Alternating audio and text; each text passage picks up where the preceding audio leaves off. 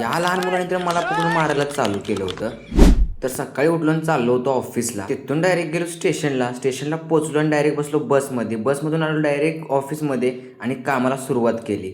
तिथून डायरेक्ट गेलो मीटिंग रूममध्ये, मीटिंग केली. तोवर बाहेर आलो बघतो तर आतिशभाऊ बाईकवर बसले होते. मग पण क्रिस्टिनला घेऊन आलो होतो बाहेर. तोवर आमच्या एका डॉनची यायची सुरुवात झाली.